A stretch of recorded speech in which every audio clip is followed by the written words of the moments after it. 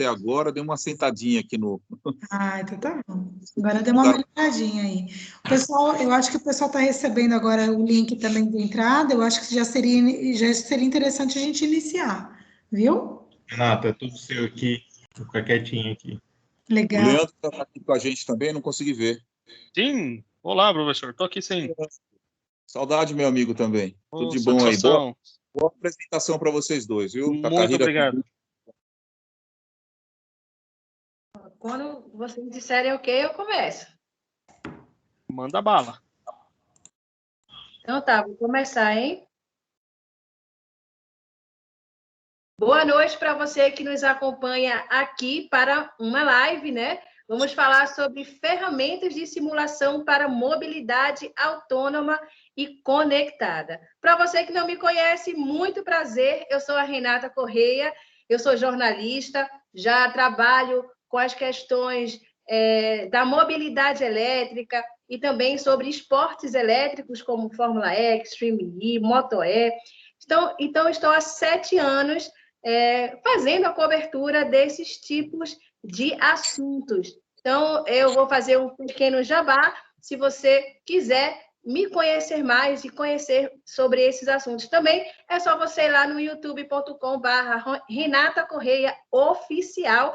Você também pode me seguir no Twitter e também no Instagram. E essa live tem o apoio do Instituto de Tecnologia Mauá e Pós-Graduação Mauá, que aqui eu já deixo o meu muito obrigada pelo convite e é um prazer enorme estar aqui com todos vocês.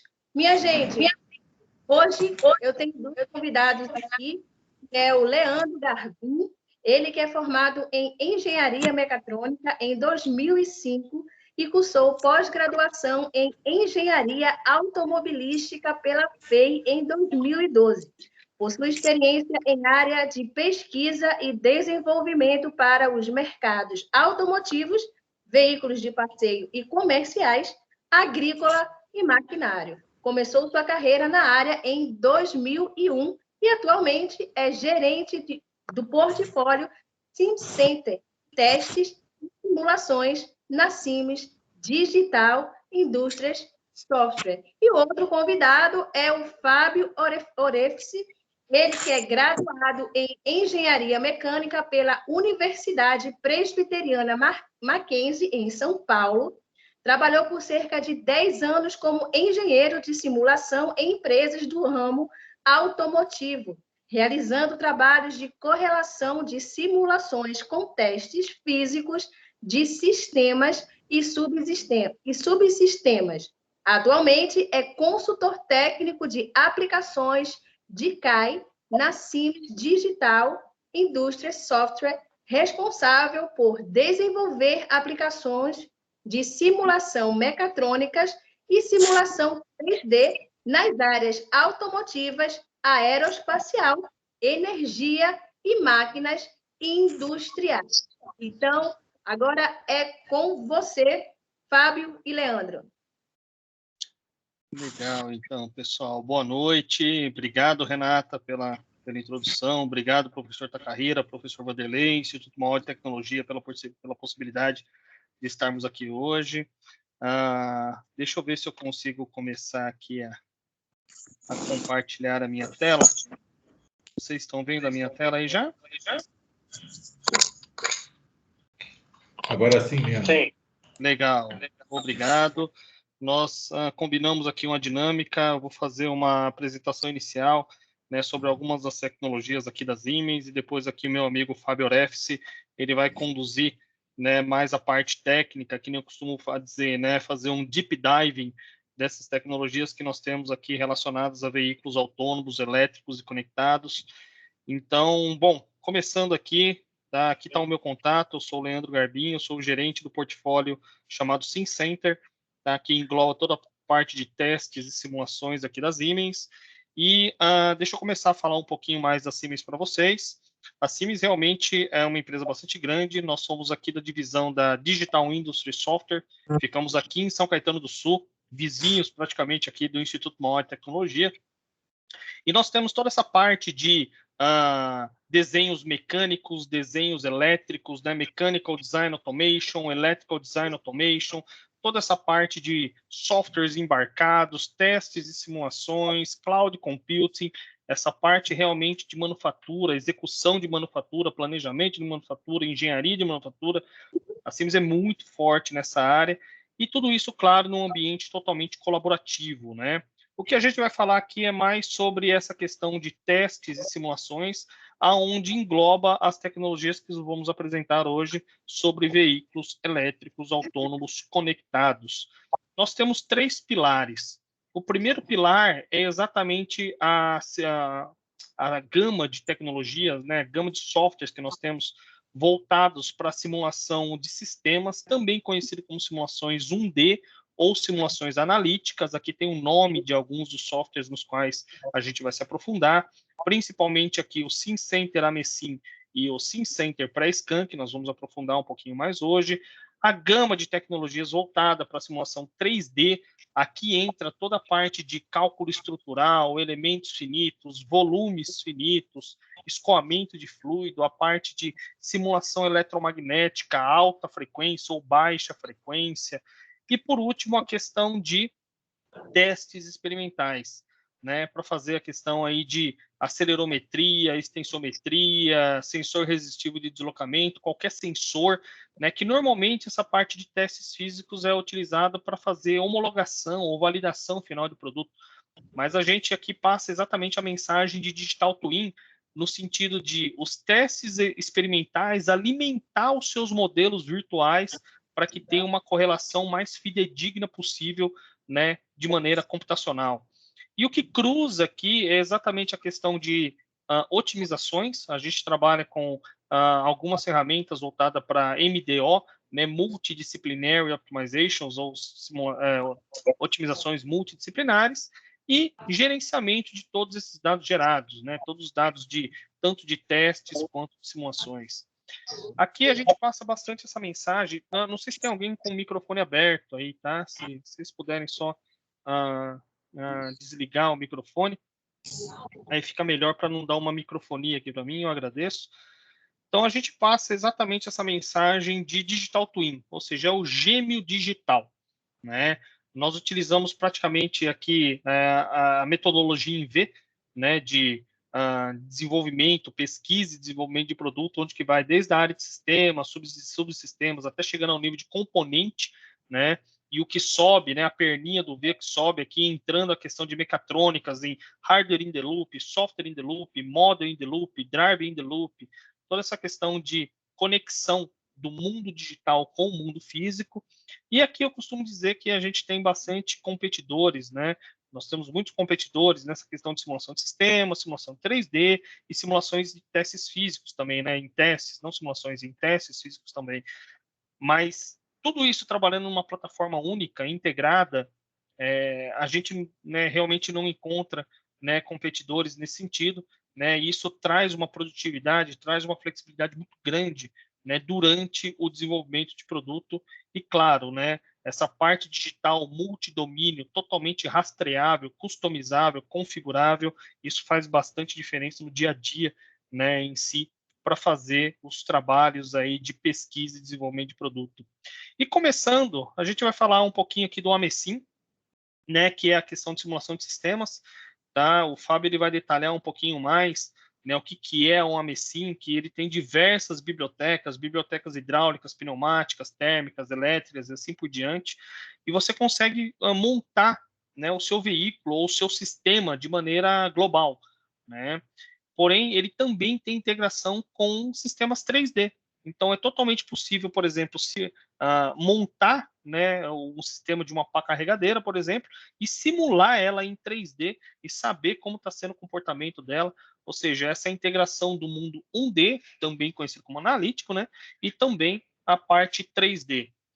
A gente aqui também tem toda essa parte de cálculo estrutural, como eu comentei, né, linear, não linear, a parte de multicorpos, fadiga, interação fluido-estrutura. A gente é bem forte nisso. O SimCenter é todo baseado, né, no CAD-NX, que é bastante conhecido, né, aqui da Siemens, trabalhar com simulações acústicas, né, de multicorpos, de durabilidade, como eu comentei anteriormente. E não só isso, né, toda a parte de aerodinâmica, né, fluido estrutura, não só o fluido estrutural, mas como também só o fluido, trabalhando com reações químicas. A gente trabalha bastante aqui com o SimCenter Star CCM, tá? O Star CCM ele é bastante conhecido no mercado, tem algumas empresas que utilizam, não só no mundo, mas assim, eu acho legal, né, dar exemplos, né, de fora, Estados Unidos, Europa, Alemanha, assim, em geral, o Japão, a Ásia em si, mas é legal ter casos nacionais, né? Então, todas essas ferramentas que eu estou mostrando para vocês, né, tem bastante usuários aqui no Brasil, tá? Aqui no Brasil, referências nacionais. Aqui a gente tem essa parte de SimCenter Madimo, que são exatamente esses dummies em multicorpos, exatamente para fazer a questão de crash test, né, crashworthiness. A gente vai falar bastante aqui do pré-scan, que faz toda a simulação de veículos autônomos, por exemplo, e modelos matemáticos de pneu. Tá? A gente trabalha bastante com essa parte de safety, ADAS e o modelo matemático de pneu. Essa empresa chama-se TAS, né, no qual a questão de 3, 4 anos atrás a Siemens adquiriu, né, uma empresa holandesa, e a Siemens adquiriu essa empresa, hoje faz parte do portfólio aqui da Siemens. MDO, Multidisciplinary Optimization, né, utilizar os conhecidos algoritmos genéticos, né, como se chegar a resultados ótimos. A gente também tem ferramentas nesse sentido, como, por exemplo, fazer uma otimização de uma manga de eixo como essa, né?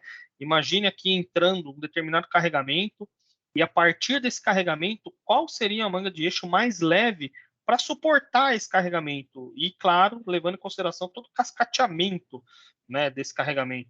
Então, cada pontinho vermelho daqui que vocês veem, né, é uma interação que o software vai rodando para se chegar no ponto ótimo, né? Isso daqui é a Multidisciplinary Optimization, ou também conhecido como Design Exploration, né? Você fazer exploração desse design, né? E manufatura aditiva, tá? A gente trabalha muito aqui na questão de otimização topológica e o DFMA, né? Design for Additive Manufacturing, desde a parte de conceituação até a parte de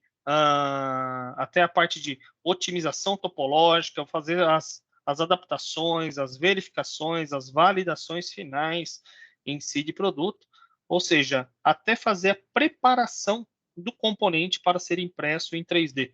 Tá? Levando em consideração a distorção, por exemplo, né, em peças metálicas, a gente tem realmente aqui soluções de A a Z para manufatura aditiva. A gente trabalha muito forte nessa área, inclusive aqui no Brasil, tá? Inclusive aqui no Brasil. E agora entrando na área de testes físicos, né? A gente tem aqui algumas tecnologias voltadas para a área de testes, né? O software que controla os testes físicos é chamado de Test Lab e os hardwares são chamados de escadas, tá? Então aqui tem uma sound camera onde você consegue ver o som, tá? Eu tenho um videozinho aqui mais para frente que é exatamente a união da física da acústica com a física da ótica, né? A gente consegue ver o som para fazer identificação de fontes de ruído. Então, toda a área, né, de testes em si, aqui internamente, na verdade, a gente divide essa área em dois, né? Divide em NVH, né, em Noise, Vibration, Harshness, basicamente a parte de acústica e a parte de durabilidade, tá? Então, assim, a gente consegue reconhecer praticamente todos os sensores que tem no mercado. Eu vou mostrar alguns aqui mais para frente, para fazer toda a parte de estrutural dinâmico, toda a parte de máquinas rotativas, o TPA, né, o Transfer Path Analysis, isso na área de NVH e na área de durabilidade, fazer toda a parte de extensometria, acelerometria, né, para fazer identificação, né, de pontos críticos, né, em durabilidade, você realizar toda a parte de rainflow, né, fazer a parte de pós-processamento, né, de durabilidade experimental. A gente trabalha bastante com isso. E uma das metodologias que a gente aborda aqui é o MBST, né, que é o Model Based System Testing, que é basicamente você conseguir fazer, você testar enquanto simular e simular enquanto testa. tá? É a união, né, do mundo físico com o mundo virtual. E aqui são alguns dos sensores que a gente reconhece, praticamente todos, né? LVDT, sensor resistivo de deslocamento, gauge, acelerômetro, thermopar, praticamente todos, né, a gente consegue reconhecer.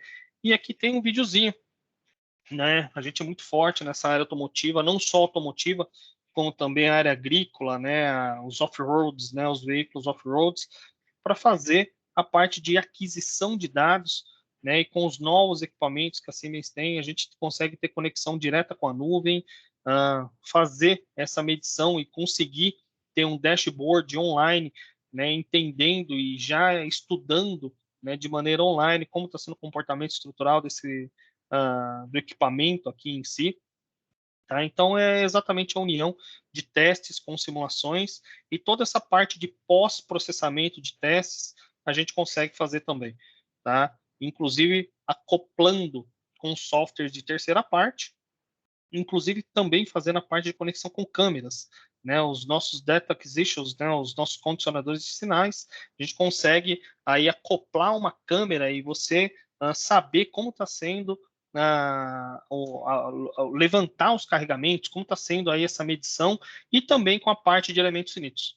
Né, a gente integra toda essa parte de testes e simulações, né, de uma maneira bastante concisa. E aqui é a sound camera, né? Que nem eu comentei, a gente consegue ver o som, né? É exatamente a união da física da acústica com a física da ótica, né?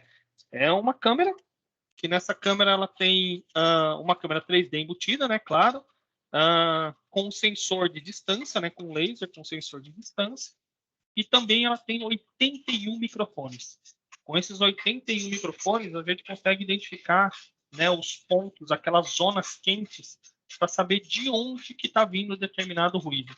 E como ela é totalmente portátil, né, consegue, por exemplo, pegar, né, aqui na mão do operador e fazer uma varredura para saber quais são essas varreduras de amplitude, de frequência e identificar de onde que está vindo determinado ruído, né? E por último, para gerenciar todos esses dados, a gente tem o Team Center. O Team Center Simulation, ele gerencia todos os dados relacionados a testes e simulações, né, trabalhando aí com a parte de PLM, PDM, US, PDM também. Então, o Team Center é bastante conhecido, principalmente aí no setor automotivo. Ele é bastante conhecido, né? E, que nem eu costumo dizer, a gente tem toda a parte de explorar digitalmente e confirmar fisicamente. É literalmente a união de testes com simulações de uma plataforma totalmente integrada, né? E para ADAS em si, o que a gente entende para o futuro da autonomia e, claro, o futuro aí do verde, né? O futuro dos veículos elétricos, né? A gente entende que o veículo do futuro será autônomo, elétrico e compartilhado. É isso que a gente entende. Então, esse veículo, por exemplo, ele passa por diversas fases de sensoriamento, ele consegue tomar decisões sozinho, né? E consegue, de certa forma, dessas decisões ter as suas determinadas reações.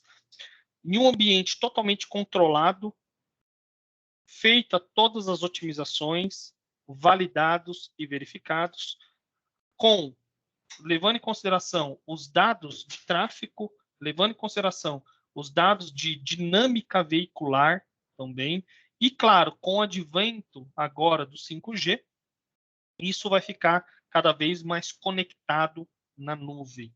Tá? Então, nós temos aqui algumas tecnologias nesse sentido. Uma delas é o 360, né, que é uma dessas tecnologias que a gente consegue englobar toda a funcionalidade de um veículo em uma única centralina, fazendo toda a calibração de radar, lidar, câmera, então, numa única ECU, né, numa única ECU. Isso é uma tecnologia totalmente nova, tá, no qual a Siemens aqui dispõe, que é o DRS 360. O DRS 360 é exatamente essa centralina no qual a gente consegue não só calibrar todos esses dados, como também imputar os dados simulados para dentro dele. que nem eu comentei, a parte de câmeras, radar, lidar, isso fica tudo integrado em uma única centralina dentro do veículo. E aqui eu já vou contar um pouquinho do final do filme, no qual o Fábio ele vai detalhar um pouco mais, né? A gente consegue simular todos esses ambientes de possível colisão ou não do veículo em diversos ambientes, escuro, claro, chovendo, nevando. A gente consegue simular, né, todos esses efeitos, inclusive, né, identificação de pedestres. A gente tem uma participação do meu filhinho de 4 anos aqui, tá? Então tá tudo certo. Espera lá que já o papai abre para ti, tá bom, meu querido? Só um minutinho. Então, o pré-scan, volto a falar, eu estou falando aqui do final do filme para vocês, a gente vai mostrar o processo de como isso pode ser construído, né? Ele que faz toda essa identificação nos mais diversos ambientes, como eu comentei, e ele consegue ter integração, né, com os sistemas AMESIM, que o sistema AMESIM ele faz toda a parte de dimensionamento do veículo completo. Então, por exemplo, é possível fazer o dimensionamento do seu ABS e saber se realmente o ABS ele vai funcionar em um determinado evento de colisão ou não, né? Aqui tem um exemplo bem interessante. Aqui é um teste, né, de single lane change, que tem diversas tecnologias aqui embutidas, no qual tem o dummy, para saber como está sendo o comportamento do humano em si. Todo o veículo ele está devidamente modelado, tá? Powertrain, o steering, os pneus, suspensão, a frenagem, tudo mais, e saber como ele funcionando, como ele iria funcionar, por exemplo, né, numa direção autônoma ou não, mas como seria o conforto, né, desses dummies. Ou seja, a gente entende realmente aí esse futuro autônomo, esse futuro elétrico, e como eu costumo dizer, assim, o que eu estou apresentando aqui para vocês não é só um software, né? A gente está falando de uma plataforma de testes e simulações totalmente integrada, no qual faz parte de todo esse conglomerado de tecnologias que a Siemens dispõe. Então aqui, pessoal, tem o meu contato, tá? Fiquem à disposição para me conectar aqui no LinkedIn, eu utilizo bastante o LinkedIn. Caso alguém tenha alguma dúvida, alguma sugestão, né, algum trabalho que queira desenvolver em conjunto, né, TCC, ou até mesmo aí dissertações de mestrado, tese de doutorado, a gente costuma apoiar bastante essa área acadêmica. Tá joia?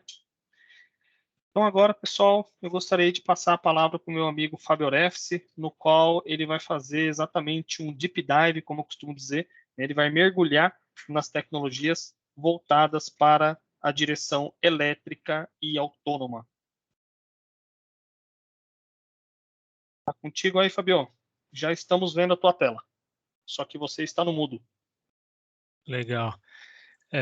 Obrigado, Leandro. Excelente nessa introdução, para dar uma direcionada aqui, como vai ser agora o meu mergulho, né, um pouco mais técnico aqui, olhando alguns casos, né, mostrando realmente essa conexão dessas simulações, né, dessas ferramentas que a gente usa para ajudar, né, auxiliar nesse desenvolvimento desses veículos, né, que a gente já começa a ver chegando aqui no Brasil. Claro que ainda tem um longo caminho, né? A gente tem bastante discussão sobre isso, e a gente agora, a minha intenção é entrar um pouco mais a fundo, né? Mostrar um pouco mais as nossas ferramentas, como que elas podem auxiliar. Agradeço também, né, os colegas da Mauá, os professores, enfim, o Instituto Mauá e a Pós-Mauá, a Renata também, enfim, nossos colegas aí por todo esse apoio que a gente está tendo. Então, vamos lá. Eu vou começar mostrando um pouco como que seria, então, esse ciclo, né, de validação e verificação para esse tipo de veículo. Então, a gente tem lá um veículo sendo desenvolvido, né, ou começando a ser conceituado, o mundo real, né, que a gente vai aplicar ele, né, os requisitos começam a aparecer, as arquiteturas, né, dos sistemas que a gente vai propor, que a gente vai usar. Então, a gente precisa ter ferramentas que vão permitir a modelagem desse mundo virtual, né, desse digital twin do mundo, que é uma das ferramentas que eu vou mostrar aqui. E o veículo em si, né, o Digital Twin do veículo, o quanto mais preciso, mais apurado, né, mais sofisticado ele for, né, claro que não vão ser para todas as análises, né, isso é uma coisa que é importante destacar, né, que a gente vai ter, então, também, né, além do mundo e do veículo, os sensores virtuais, né, o Digital Twin dos sensores, que são também muito importantes, tá? Então, esses requisitos, né, a gente entra com eles, ou eles, né, guiam essa validação, essa verificação e validação que a gente vai fazer do veículo, junto com cenários, né, milhares, milhões de cenários que a gente tem de possibilidades, onde esse veículo vai rodar, o que pode acontecer, quais os tipos de obstáculos que ele vai encontrar, né? Então, são muitos e muitos cenários e muitas variantes, né, de um mesmo tipo de veículo, de uma mesma família, a gente vai ter uma série de configurações possíveis. Então, tudo isso a gente tem que levar em conta. Então, a gente tem que ter uma ferramenta que consiga ajudar a gente nessa geração de cenários, de propostas, né, cruzando todos esses requisitos, mais os cenários e mais as variantes. E conforme a gente vai evoluindo, aí a gente também vai refinando mais e mais esse veículo, né? Ou os sensores, né? Ou até um mundo digital, um mundo virtual, né? O Digital Twin de cada um deles, a gente vai escalonando e aumentando o grau de precisão, de acurácia, para que a gente, então, foque nos cenários que são os mais críticos, né? Nos casos que a gente encontra como mais críticos e não necessariamente precise toda hora fazer essas verificações de milhares e milhões de configurações. Então, bom, primeiro, né, esse primeiro quadradinho que a gente está mostrando são algumas das técnicas, né, algumas do que a gente chama de Model in the Loop, Software in the Loop, né, a gente acoplar essa série de softwares e de modelos matemáticos, né, 100% virtual, a gente ainda não está usando nenhuma parte real aqui nessas verificações, e isso normalmente nas fases bem avançadas é onde a gente já começa a tirar resultado, começa a usar a simulação para direcionar o projeto, e aí a gente tem a possibilidade de começar a hibridizar isso, né? Botar uma parte real junto com esses modelos de simulação, aí a gente começa a entrar em outras nomenclaturas também similares, né? E outras técnicas como o Hardware in the Loop, o Driver in the Loop, o Vehicle in the Loop. Então, eu vou mostrar também na segunda parte aqui alguns exemplos de aplicação dessas técnicas, né, meio a meio, né, metade simulação, metade teste, isso, metade simulação, metade modelo real, e no final do desenvolvimento a gente vai efetivamente fazer, né, os testes de validação, em que eles podem ainda não ser satisfatórios, onde a gente pode precisar algumas adaptações, né, e quando a gente finalmente tiver certificado, né, depois de passar por alguns loopings, a gente efetivamente tem essa homologação do veículo. Então, a ideia da simulação é ajudar muito nessa parte, né, e não precisar retrabalhar ou mudar, fazer alguma alteração. Testar, né, esses diversos cenários e configurações para que a gente estresse bem isso, né, faça muita simulação, gaste muitas horas de simulação, que é muito mais barato, muito mais rápido, e só num momento final ali, em que a gente tem o veículo pronto e todos os periféricos, né, e todos os sistemas também físicos prontos, a gente efetivamente valida ele. Então, eu vou mostrar aqui um exemplo, né, que eu peguei para a gente seguir um passo a passo de como seria uma construção, de como seria uma configuração de um modelo de um veículo autônomo, e vai ser um AGV, né, um Automated Guided Vehicle, que é um tipo de veículo usado em plantas, né, industriais, mais e mais vem sendo aplicado, né? Antigamente a gente olhava isso alguns anos atrás como uma coisa do futuro, né, mas hoje já é bem real, já tem muitos veículos sendo utilizados, né? E aquilo que a gente mostrou, né, todo esse cenário aqui de configurações, de múltiplas variantes e requisitos, né, aplica-se totalmente, né, ele segue também esse mesmo ciclo. Então, a gente vai seguir aqui num passo a passo, né, mostrando 4 fases, né, de configuração desse modelo, né. Primeiro, o sistema, né, de drive, né, o veículo em si, com as dinâmicas, né, que ele precisa representar, né, estressando ali, fazendo já algumas simulações ainda numa plataforma de simulação de sistemas.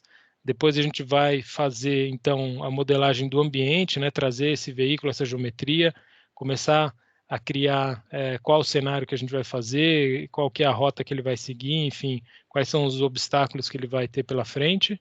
E aí a criação dos modelos de sensores virtuais, a gente vai mostrar também como a gente posiciona isso, né, e como que a gente tem, como configurar ele da mesma maneira que a gente tem nos sensores reais, nos sensores físicos, e aí como que toda essa etapa, né, que a gente tem de sensoriar, né, de pensar e depois agir, principalmente nessa parte de pensar, né, no fim, que quando a gente tem o algoritmo, então, de interação, né, as funções de dirigibilidade que a gente quer aplicar, se elas estão realmente bem dimensionadas para esse veículo e para esses múltiplos cenários que a gente precisa validar.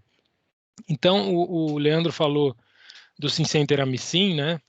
E justamente vai ser esse software que a gente vai mostrar como ele é utilizado, né? Existem outros softwares de simulação 1D, simulação de sistemas ou mecatrônica, mas, claro, o nosso tem um diferencial muito interessante, que é ele ter realmente cobrir uma vasta gama, né, das físicas que a gente precisa eventualmente aplicar.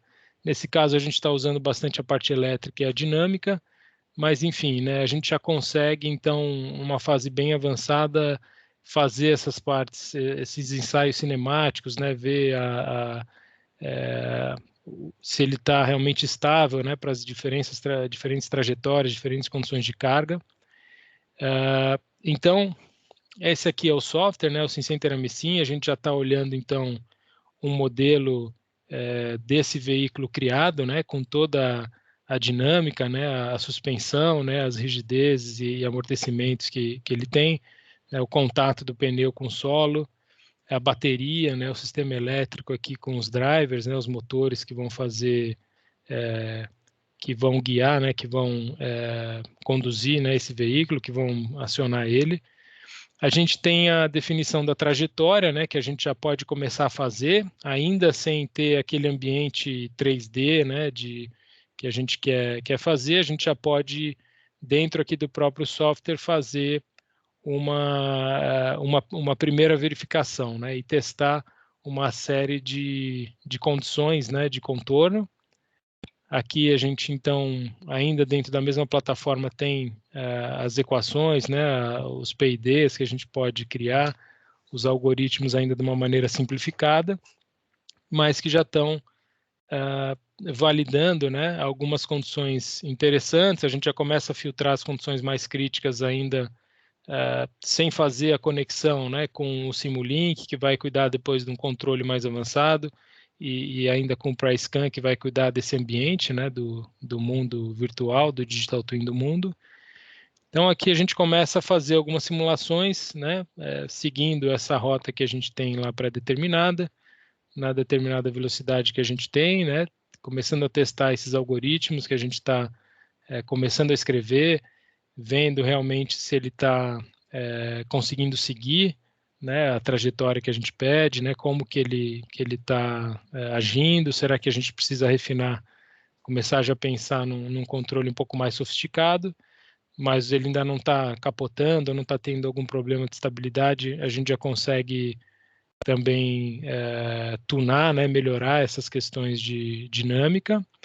E aí a gente tem aqui uma série de simulações, né, feitas com várias condições de carregamento, com vários tipos de condições de contorno, e a gente já começa a filtrar, já começa a entender se a gente tem que tomar cuidado, qual condição que vai ser provavelmente a mais desafiadora, né, para a gente validar, para a gente conseguir validar esse projeto. Olha lá, a gente consegue, então, com esse tipo de ferramenta, olhar uma série de atributos, né, uma série de resultados, esforços, a parte elétrica, a parte dinâmica, tudo dentro de um mesmo ambiente. E agora a gente vai mostrar uma evolução, né, numa segunda etapa desse modelo, né, a gente substituiu essa definição de trajetória já por por um link com o PriceScan, né? Justamente ele vai agora se conectar com o PriceScan. O PriceScan vai ter lá os algoritmos de decisão, né?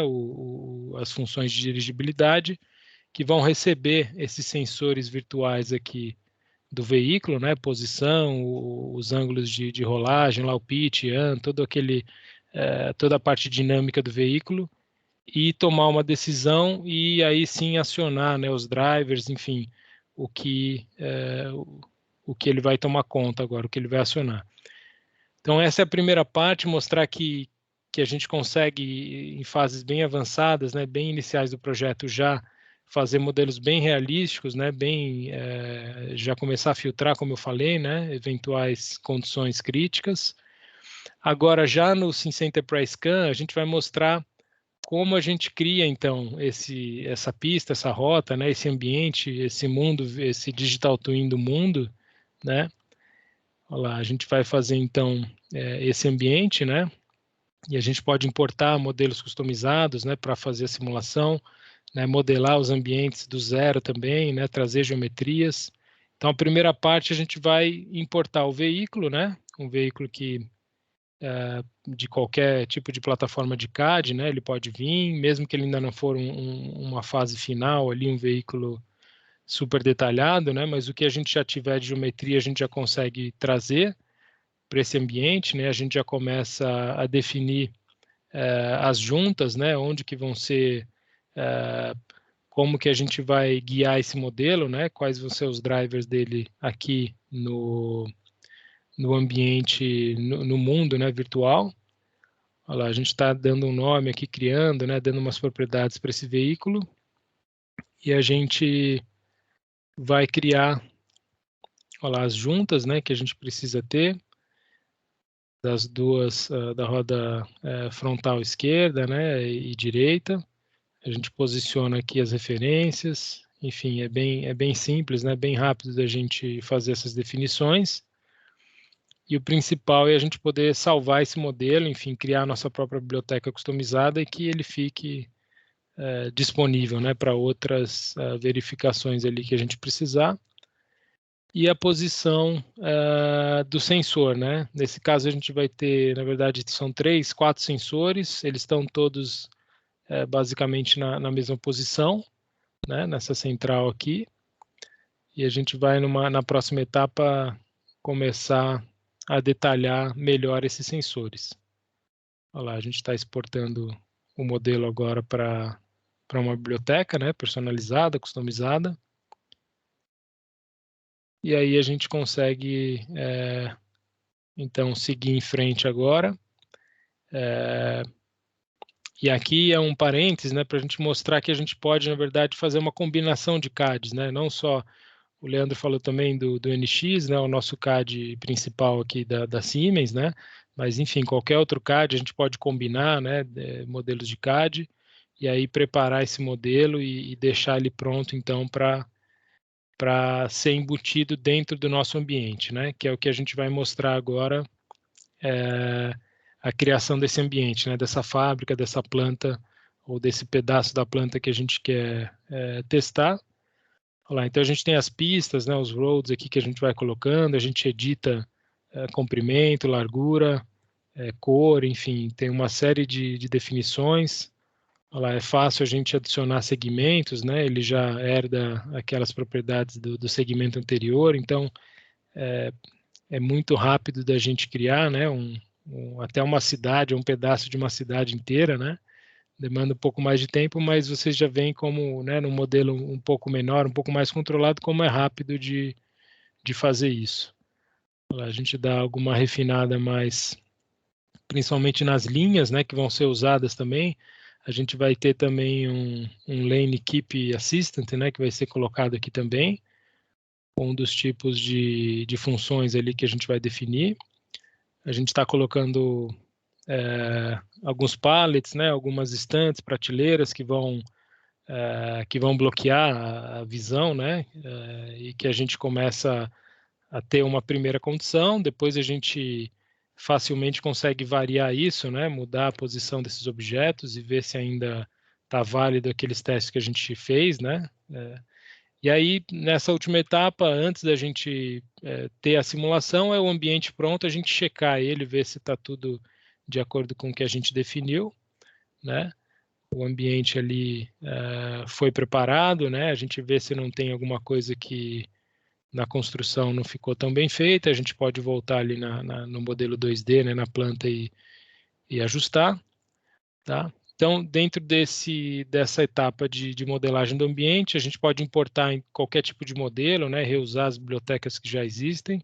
Então, é uma interface gráfica aqui bem intuitiva, né, bem fácil de usar, modificar, né, modelos existentes e principalmente fazer o scripting aqui, né, ele permite essa facilidade de customizar para a gente fazer essa automação, né? Eu vou mudar esse pallet de 1 em 1 centímetro para cá, para essa direção também, vou cruzar essas milhares de configurações possíveis, né, que esse pallet pode ter, que esse equipamento pode ter, que outros componentes da fábrica podem ter. Então, facilita essa rodagem em massa, né, de simulações. E aí também um parênteses aqui, né, qualquer tipo de modelagem, né, de ambiente a gente pode criar. Tem exemplos aqui naval, né, customizado, até o Papai Noel está aqui também mostrando que a gente pode criar qualquer tipo de veículo, qualquer tipo de ambiente. A gente pode importar também superfícies, né, customizadas, medidas, escaneadas em 3D para deixar ainda mais realista, né, o nosso modelo, principalmente para aplicações específicas aí de off-road. E aqui também um exemplo, né, de quão real, né, quão preciso ali a gente consegue ter esses ambientes criados, né, em várias condições, incluindo, né, as câmeras que a gente coloca, né, a câmera de ré aqui, enfim, então é muito interessante, né, essas possibilidades de a gente criar um modelo ali, um ambiente tão real. Olha lá, ele vai detectar agora o pedestre ali numa posição, né? A gente vê como que o sensor detecta, enfim, olha lá, ele ativou um sistema de frenagem de emergência, né? Um Advanced Emergency Brake System, ou algum outro, né, tipo de sistema de função. E aí, feita então essa segunda etapa, né, de criação do ambiente, de importação, reusar, a gente vai mostrar como que os sensores, né, virtuais podem ser criados também, né, como é fácil da gente criar isso em cima desse modelo que a gente já pré-definiu ali posição do sensor, né, já pré-definiu as cinemáticas que ele tem. Então, tem uma vasta biblioteca, né, de sensores, é fácil da gente usar sensores escaláveis, né, desde um sensor muito simples, né, com pouca física embutida, né, bem funcional, até um sensor ultra realista, né, muito físico, modelo que principalmente os desenvolvedores de sensores vão precisar usar, né, vão ser interessantes para essas aplicações. E é justamente esse gráfico aqui que eu estou mostrando. A complexidade vai aqui da esquerda para a direita, né, e a fidelidade do modelo de cima para baixo. Então, a gente tem essa curva aqui, ó, os primeiros aqui embaixo são os sensores ideais ou mais simples, né, em que ele traz o output dele são as informações, né, do objeto. Então, para validações iniciais, para começar a testar o modelo, eles são bem interessantes. E aí, quando a gente já começa a ter as funções, né, definidas, lá como que vão ser os algoritmos. Então, esses outros sensores, esse segundo nível aqui de sensores já vão ser interessantes, porque eles vão trazer também o raw data, né, é aquele dado que realmente o sensor, o que o sensor está vendo, né, como que ele seja imagem, seja o radar, o lidar, enfim, aquela informação que chega para o sensor, você consegue, então, levar para o seu algoritmo para ele testar aquelas decisões, e como eu disse, esse bem sofisticado, né, esse tipo de sensor, normalmente para os desenvolvedores de sensor. E aqui uma outra maneira da gente ver isso, né, um pouco mais detalhada, dentro daquelas 3 etapas do Sense, né, Think e Act. Então, ele sensoriar, ele receber isso. Então, a gente vê que nesses modelos mais simples de sensores que a gente usa, a gente passa direto para o Think, né? A gente já deixa esse resultado, esse output, né? Para que o Sensor Fusion seja feito nessa etapa aqui, e aí isso entre, então, para os algoritmos de dirigibilidade, ou, como eu falei, nos casos mais refinados, ou em que os sensores, né, vão ser validados aqui, vão ser estudados também, e que eles têm também os algoritmos e as lógicas deles, né, a gente pode também trazer essa informação de uma maneira mais refinada, e aí só depois de processado isso, a gente passa para a etapa seguinte, né, da tomada de decisão, e aí da ação final, onde a gente justamente vai controlar o modelo, né, vai ter a modificação ali do veículo e do ambiente, e isso vai realimentando o sistema, né, nas novas medições que vão sendo feitas. Então, vamos lá. A criação desses sensores, olha lá, a gente buscou aquele AGV que a gente tinha criado na etapa anterior, a gente bota aqui o nome do projeto, né, começa a identificar, e aí vai buscar lá na biblioteca de sensores, ou vamos pegar um radar primeiro, a gente tem as configurações dele, né, primeira posição, as faixas de frequência, olha lá, os ranges, né, que ele alcança, os ângulos. Então a gente começa a descrever isso, né, você vê que são abas aqui bem simples, bem organizadas, né, que a gente vai fazendo então essa definição. Olha lá, nomeou, botou Front Safety Radar, aí a gente segue adicionando outros sensores. Olha lá, vamos pegar um Physics Based Camera, né? A gente vai botar um sensor aqui de uma câmera, né? Também botando ele na posição exata aqui dele, né? Fazendo os ajustes aqui. Olha lá, um fisheye, né? Esse tipo de câmera. A gente aplica, então, né, os ângulos, enfim, toda a definição, a especificação desse sensor facilmente configurada.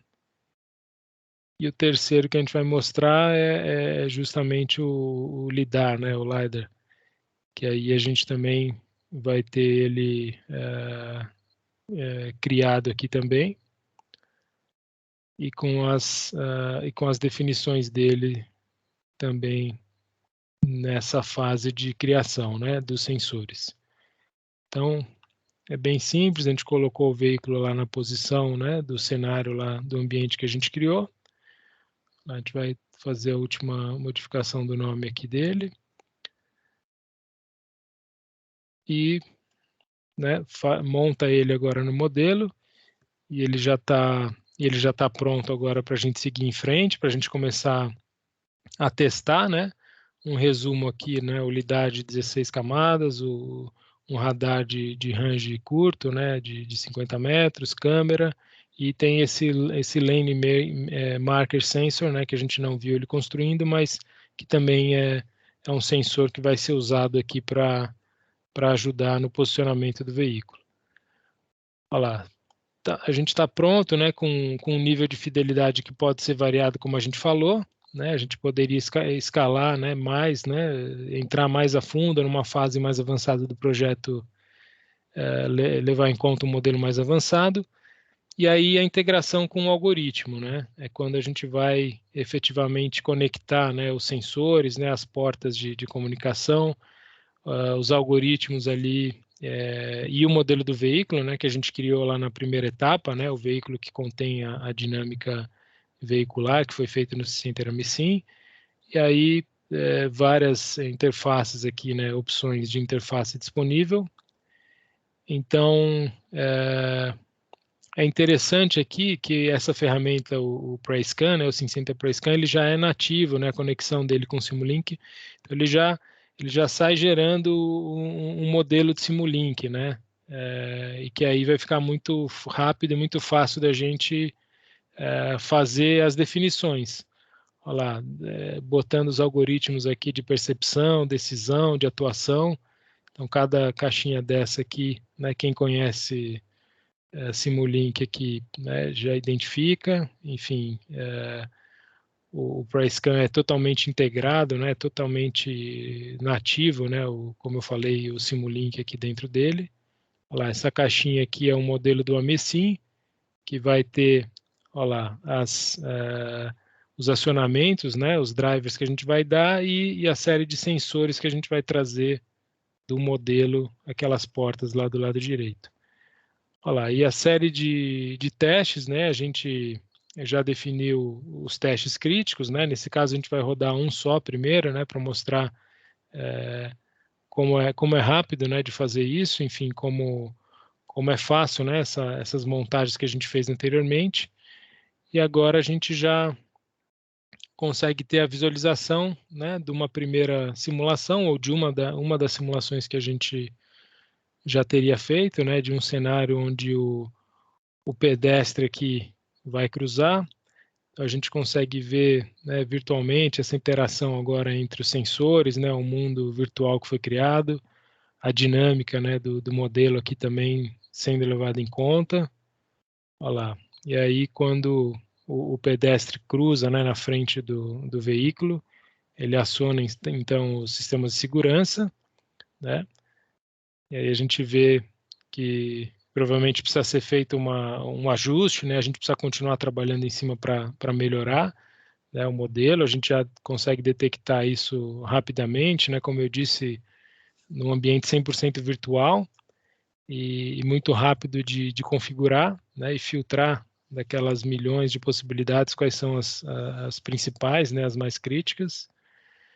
E aí também um mapa aqui, né, para a gente entender como que esses algoritmos vão receber, né, esse sensoriamento, né, dos vários sensores, vão tomar a decisão, vão atuar, então vão drivar, né, ou vão guiar os controles ali do veículo, né, e o modelo de dinâmica, né, esse modelo refinado, que para esse caso a gente definiu que realmente já vale a pena colocar, e aí ele vai sempre devolvendo, né, esse estado aqui que ele está, né, esses sensores que ele tira, esses outputs vão sendo usados nesse looping, né, que é como funciona efetivamente esses veículos. Então, a gente tem essa integração aqui em closed loop, né, e tudo isso facilitando depois as investigações, as otimizações, e eu vou fazer também mais um parênteses, né, apesar de eu não ter mostrado um modelo passo a passo de um veículo de passeio, né, um veículo talvez que a maioria está acostumado, mas eu trouxe aqui o finalzinho de um filme aqui, onde a gente tem também um modelo desse, né, que foi feito um estudo, então, né, uma otimização paramétrica com uma exploração de design, né, variando vários parâmetros do modelo, tanto do veículo que vai sair dessa faixa aqui, vai fazer uma mudança de faixa, e esse veículo que vem vindo atrás, como que ele percebe, né, pelos sensores, se a gente está se o sistema vai ligar, né, quando ele precisa ligar, se ele vai tomar decisão na velocidade que precisa ser tomada, e nas várias possibilidades de acontecer um evento como esse, como que ele vai agir. Então, olha lá, no caso é o SimCenter HIDS, né, que faz que orquestra, né, essas simulações, e aí a gente consegue ver um dos exemplos dessa faixa vermelha, né, em que a gente teve então a colisão acontecendo. Agora nessa faixa verde a gente tem o AEBS evitando o acidente, né, a gente escolhe uma das configurações para entender como que ele está tomando a decisão, que realmente foi eficiente. Olha lá, uma outra faixa de opções onde ele conseguiu mitigar, né, ele evitou ali a conexão, né, chegou um pouco mais próximo, enfim, mas ele consegue evitar. E aí outras regiões também em que o trigger ali não foi desnecessário, né, em que o veículo ameaçou sair, né, ou ele percebeu que poderia ter iminência de um evento, mas acabou não acontecendo, e regiões críticas ali, ou situações críticas em que também não foi possível evitar, né, a colisão. E aí aqui só um exemplo de como isso pode ser feito, né, essa orquestração aqui dos modelos, né, o modelo master, e aí os vários tipos de test case, a gente vai rodando isso num workflow aqui de simulação, né, isso também pode incluir outros tipos de software também na jogada, né, nesse caso é o PreScan que está rodando, e o PreScan já tem dentro dele embutido, né, como a gente viu, o modelo de dinâmica e o modelo dos algoritmos também. Tá? Então, esse foi um primeiro exemplo em que a gente viu esse passo a passo. Eu tentei deixar bem didático ali, bem sequenciado, para que vocês entendessem que não é um bicho de 7 cabeças. Claro, precisa ter a ferramenta adequada, precisa ter o conhecimento também, né, as várias áreas da empresa trabalhando, mas que você consegue, então, né, com uma ferramenta adequada, facilmente juntar tudo isso e não perder esse tempo, né, de conexão entre os mundos, né, do algoritmo, da dinâmica e do mundo virtual que você precisa representar. Então, se você tiver isso, vai ficando muito fácil, né? Um outro exemplo, né, para um drone, né, para um veículo aéreo aqui, em que a gente também tem o mesmo tipo de configuração, né, os controles aqui modelados em Simulink, o ambiente todo feito no PreScan, o Amesim cuidando agora das dinâmicas, né, de voo, né, do modelo, né, que ele também tem bibliotecas dedicadas, né, à parte aeroespacial, é bem interessante também. E aí a gente consegue ter... vamos lá, vamos ver se agora sim. Olha lá, 4 vistas aqui para a gente mostrar o veículo em movimento, né, os sensores aqui, principalmente o lidar, né, fazendo essa varredura do ambiente em volta. Outras visualizações aqui estáticas, né, para a gente ver a trajetória que ele está seguindo, que ele vai encontrar um obstáculo pela frente e a gente vai testar, então, que pode eventualmente ser um caso crítico, né, nessa mobilidade aí urbana aérea, né? Enfim, ele pode encontrar um guindaste, né? A gente tem mais dimensões agora, né, envolvidas, né, do que num veículo, num automóvel, né? Então, mas que o mesmo conceito, o mesmo tipo, a mesma ferramenta é capaz de ser, né, usada para vários tipos de aplicação, como essa que a gente viu. Também agora eu vou mostrar 2 exemplos onde a gente tem aquilo que eu falei, né, essa mistura, né, de mundo real com mundo virtual, e são bem interessantes. As opções são inúmeras, né, são muitas opções, como a gente pode ver nesse diagrama.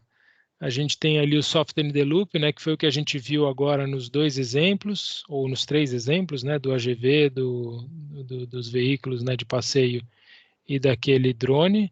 Então, tudo é virtual, o mundo é virtual, o veículo é virtual, o sensor, a ECU aqui do sensor, na verdade, nem existe ainda, né, porque a gente já está fazendo o sensor direto com o controle, mas, enfim, 100% virtual aqui foi o que a gente fez. E aí, quando a gente começa a mesclar, né, o Hardware in the Loop, em que a gente tem ou só um dos componentes como o controle, né, já como uma pecinha, né, um protótipo ali que já foi criado, e a gente quer testar ele num ambiente restante totalmente virtual, ou que a ECU dos sensores, né, a gente vai fazer ela agora física, mais o controle, e a gente vai escalonando, né, fazendo então essas várias combinações que a gente pode ter, né, até chegar aqui a câmera, mais a ECU, quer dizer, os sensores, né, mais o ECU deles e os controles reais e o restante do modelo virtual. E um que eu vou mostrar aqui, que também é bem interessante, é esse do Vehicle in the Loop, em que a gente tem o veículo físico, o mundo, né, o ambiente é parte virtual, parte real, é bem interessante, e os sensores também, ele tem possibilidades de combinar, né, tanto parte deles reais, parte virtual, e depois outras, e aí quando a gente fala em validação, né, aquela última etapa que a gente falou é que tudo é real agora, né, é o que a gente tenta usar esses artifícios aqui de cima para quando chegar aqui na hora de validar, a gente já ser bem assertivo e gastar menos tempo e menos esforço aqui.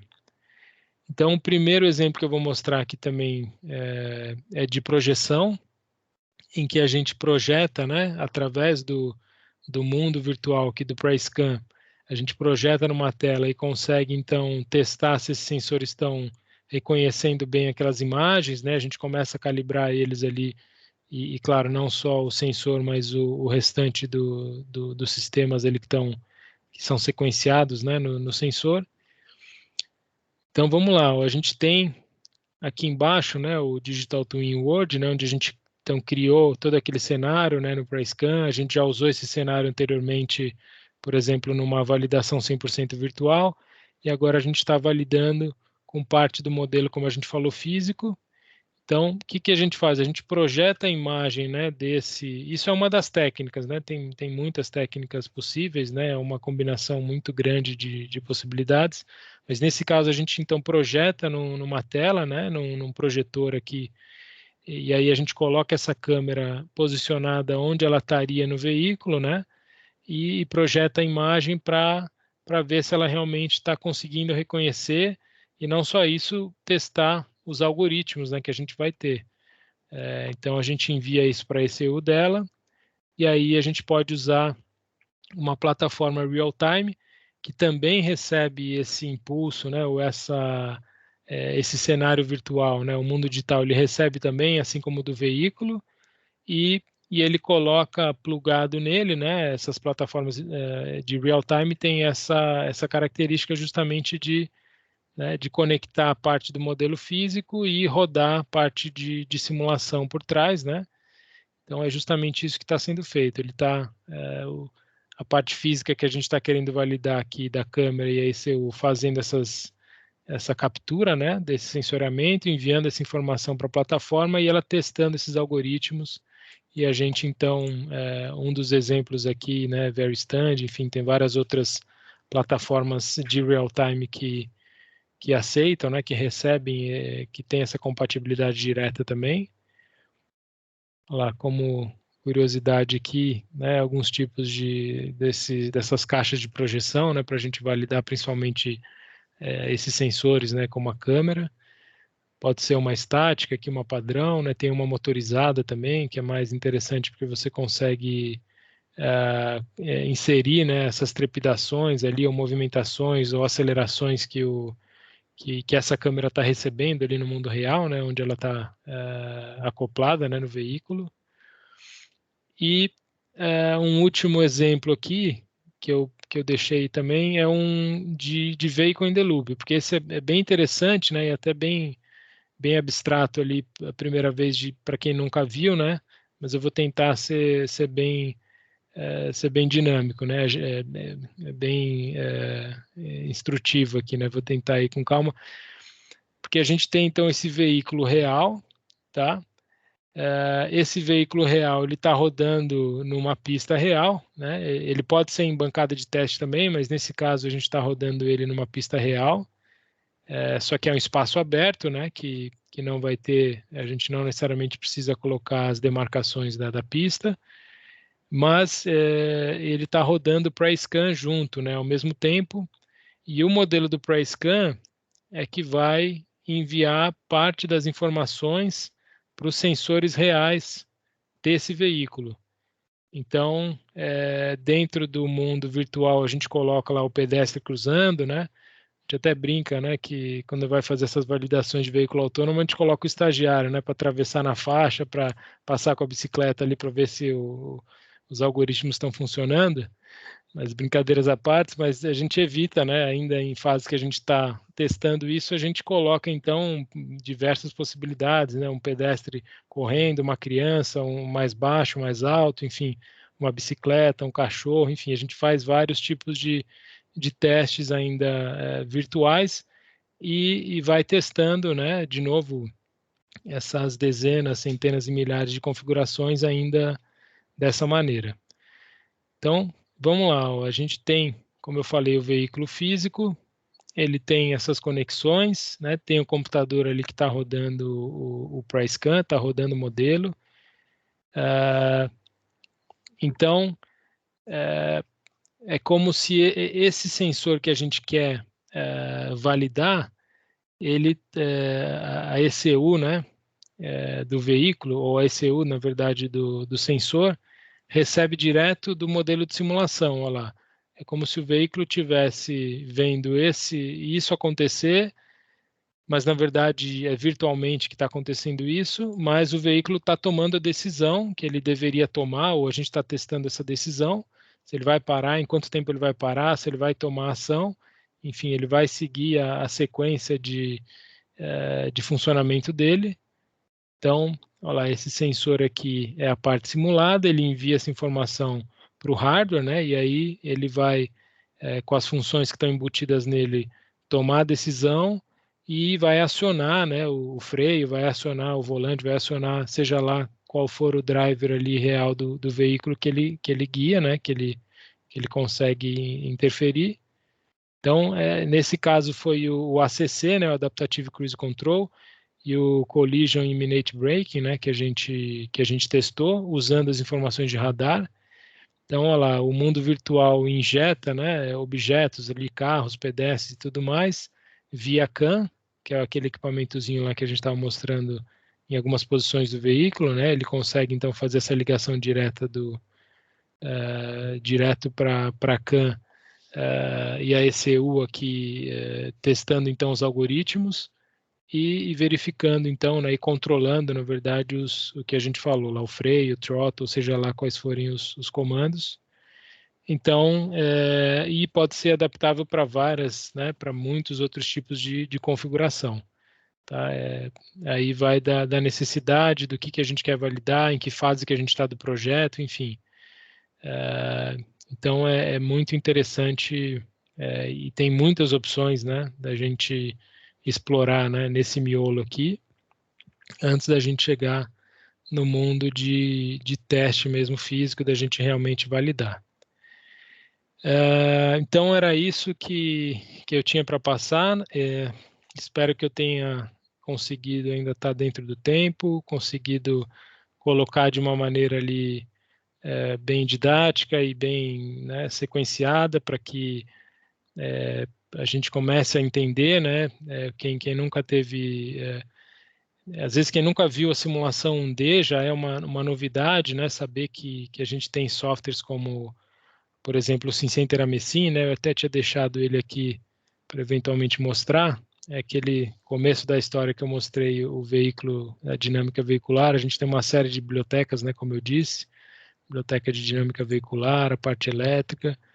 Então, nada mais foi do que juntar essas caixinhas aqui já existentes no software, né, parametrizar elas e conseguir, então, representar um modelo virtual do veículo, né, com as físicas ali, no caso desse modelo foi a dinâmica veicular e a parte de elétrica também que a gente colocou. E aí, como a gente vai seguindo em frente, né, com a criação do ambiente, né, em que a gente vai testar, enfim, os cenários, né.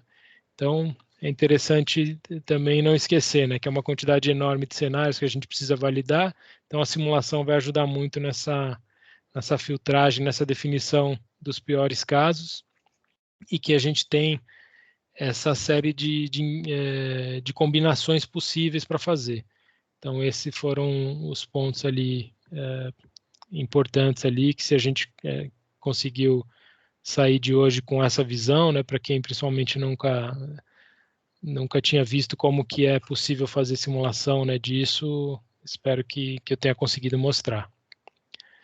E aí, estamos abertos às perguntas. Obrigada, Fábio, obrigada, Leandro, muito bom as palestras de vocês, e eu tenho uma pergunta para fazer, tá? Se você tiver alguma pergunta, coloca aí no chat que eu vou fazer para o Leandro e também para o Fábio. Bem, eu quero perguntar o seguinte: dá para integrar essa ferramenta com simuladores de percurso tipo Carla, LG, SVL, Unity, outros? Como é que vocês podem falar a respeito sobre isso? Ele tem uma capacidade de conexão muito grande. Eu não sei, eu sei que até outras ferramentas como o SimCenter Amesim, né, existentes no mercado, a gente pode combinar também, né, até essa conexão via FMU, né, que foi o que a gente usou nesse modelo, exportar um modelo FMU, né, um standard aberto agora de comunicação entre modelos, né, entre softwares que ajuda bastante nisso. Mas eu vou olhar em mais detalhe isso aí para responder, não sei de bate-pronto dizer se essas extensões que foram faladas ali, se realmente podem ser importadas ali. Eu acredito que sim, mas é importante confirmar. Tá, tem uma pergunta aqui no chat, do Edinaldo. Ele diz assim: quais as redundâncias mínimas para uma tomada de decisão referente aos autônomos?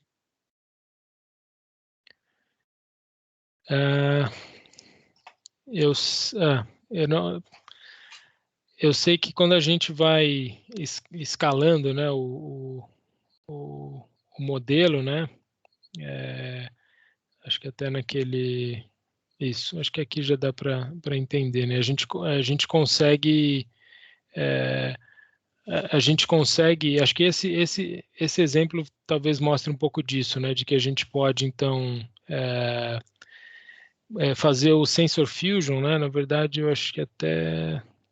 Acho que lá no começo a gente tinha aquele slide, né? Que mostrava bem aqui, ó. Acho que talvez esse aqui ajude a gente a responder, né?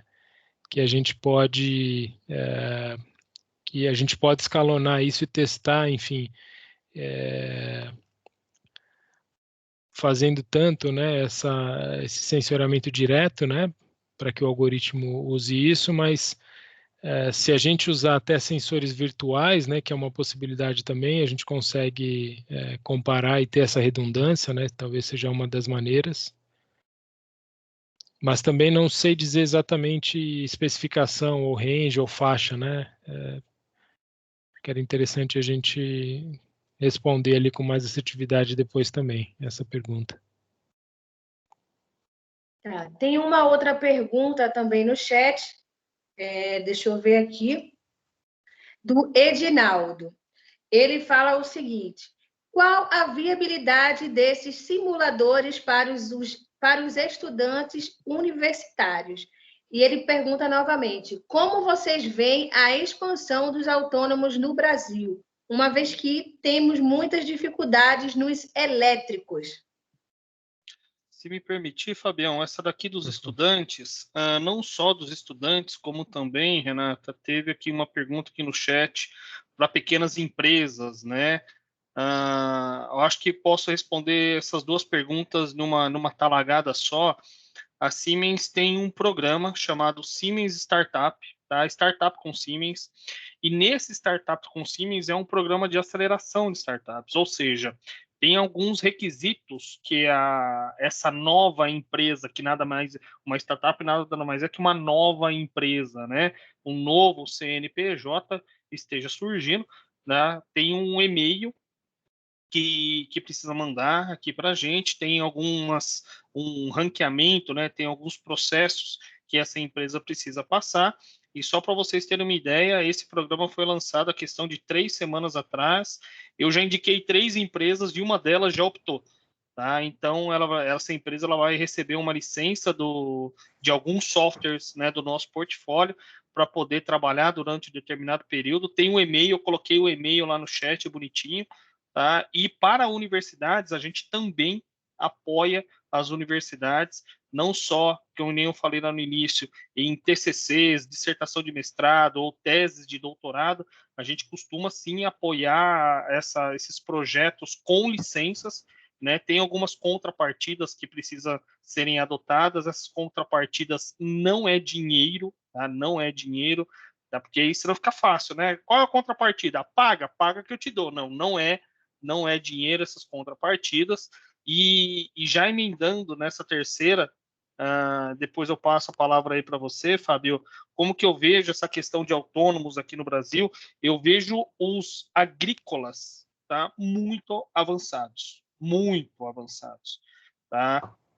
Além de gerenciar o portfólio SimCenter, eu também atuo muito na área agrícola, tá? Muitos dos nossos clientes são do mundo agrícola, né? Tratores, pulverizadores, né? Não só os veículos autopropelidos, como também os implementos agrícolas, mas eu vejo isso numa escalada muito grande, num primeiro momento agrícola, que o Brasil é muito forte na área agrícola, né? Para veículos de passeio, hoje já tem no mercado veículos de nível de autonomia de 2 para 3, né, sendo vendidos. Claro que precisa melhorar muito a questão da infraestrutura, precisa melhorar muito essa questão de cidades inteligentes, precisa melhorar bastante. Eu costumo citar bastante aquela brincadeira, como a câmera, por exemplo, do veículo vai reconhecer uma placa com um tiro no meio. Assim, são coisas que acontecem, né, aqui no Brasil, né, uma placa que realmente ela não está devidamente pintada. Então, o desafio aqui é bem maior. O desafio aqui é bem maior. Para veículos de passeio, eu não vejo isso num médio prazo. Não sei você, Fabião. Ainda tem muito custo, né, ou muito valor ali agregado que... E acho que também a pergunta da parte elétrica, né, a gente sempre fala que aqui no Brasil, por conta do álcool, né, do etanol, a gente também não vê isso, uma migração direta, né, dos veículos a combustão, né, para elétricos aqui no Brasil. Acho que vai ter muito de hibridização, né, que já vem, né, começando a acontecer. Eu acho que a gente está vendo muito na parte de ônibus, né, e caminhões ali, o pessoal já... as empresas trabalhando, né, a gente tem muitos clientes ali nesse ramo, né, de veículos mais pesados ali. Então, acho que, porque realmente, né, comparado com o mundo, o Brasil tem realmente, né, um mercado de ônibus muito grande, então faz sentido, né, que o Brasil acabe estando junto com a vanguarda ali, ou junto com ou com uma defasagem menor, né, em relação aos veículos de passeio, que talvez essa defasagem seja um pouco maior. Então, mas a gente está trabalhando bastante, assim, a gente mesmo nos últimos anos viu crescer isso, né? A gente há 3, 4 anos achava que ia demorar 10, 20 anos, né, para começar a se mexer no Brasil, e agora a gente já vê muitas empresas trabalhando, principalmente essas que o Leandro mencionou primeiro, né, as de agricultura, e essas de veículo pesado também estão se mexendo bastante também, já com projetos. E a aeroespacial, né, que a gente tem a Embraer também, que, claro, ela está entre né, as maiores do mundo, então, realmente, mas só tem ela também no Brasil, claro, né, assim, desse porte, mas que também a gente, né, eles criaram, né, empresa e áreas dedicadas a isso, e, inclusive, a gente também, eles são grandes usuários das nossas soluções também, então a gente acompanha isso de perto também. O Mário, ele está perguntando aqui se existe exemplo de mobilidade autônoma, usando essas ferramentas que tenha sido implementado pela Siemens no Brasil. Tem algum case que não seja a AGV? Aqui no Brasil, estamos em desenvolvimento, tá? Exatamente por questão de confidencialidade, mas sim, tá? A gente está desenvolvendo um caso aqui no Brasil, tá? De um veículo sem ser AGV, também não é agro, aqui no Brasil, para desenvolver um caso de sucesso exatamente utilizando esse pré-scan que o Fábio acabou de citar. Lá fora nós temos alguns, tá? Se entrar exatamente aí no próprio site da Siemens, no próprio YouTube da Siemens, vocês conseguem ver bastante casos de sucesso lá fora, principalmente na Califórnia, né? Na Califórnia tem bastante coisa sendo feita, na Alemanha tem bastante coisa sendo feita, exatamente nessa questão aí para veículos autônomos, mas aqui no Brasil a gente está desenvolvendo o nosso primeiro neste exato momento. Eu tenho também uma pergunta, eu queria saber de vocês, se o software ele permite mesclar o hardware real com os modelos simulados no software? Sim. Eu até tinha deixado uns slides aqui escondidos, né, que eu achei que não ia dar tempo, né, de mostrar, mas eu acho que aquilo que eu já mostrei do Hardware in the Loop, né, de como fazer aquela mescla, talvez responde uma parte, mas esse aqui é um que o Leandro mostrou ali no começo, né, esse esse equipamento, né, que a gente tem, o Scaptor, né, o SimCenter Scaptor, que ele justamente vai fazer essas medições, né, não só para aquela etapa final de homologação, em que a gente tem tudo 100% real, né, o veículo, sensores e todos os periféricos ali, tudo real, mas também podendo medir esses dados, né, para depois você fazer esses testes, né, essas extrapolações ou corrigir o que você precisa corrigir, combinando simulação com teste. Então, dessa maneira a gente consegue fazer isso, né?